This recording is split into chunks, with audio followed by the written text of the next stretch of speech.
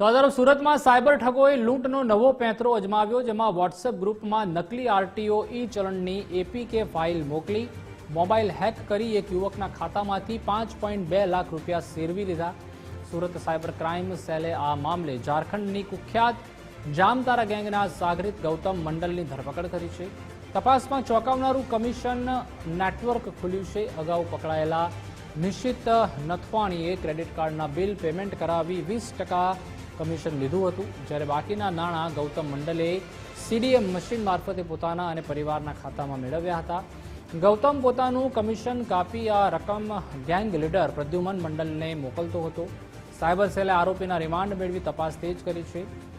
અજાણી લિંક કે ફાઇલ પર ક્લિક કરતા પહેલા હંમેશા 100 વખત વિચારવું જોઈએ। ની અંદર વધુ તપાસ ચાલુ રાખી સાયબર ક્રાઇમ સેલની team police inspector SP Padheriya અને તેમની ટીમને જામતારા ખાતે વધુ તપાસ માટે મોકલી આપવામાં આવેલ હતા અને ત્યાંથી તેઓએ આરોપી ગૌતમ રાજેન્દ્ર મંડલની જામતારા ખાતેથી હાલ ધરપકડ કરી અરેસ્ટ કરી સુરત ખાતે લાવેલ છે।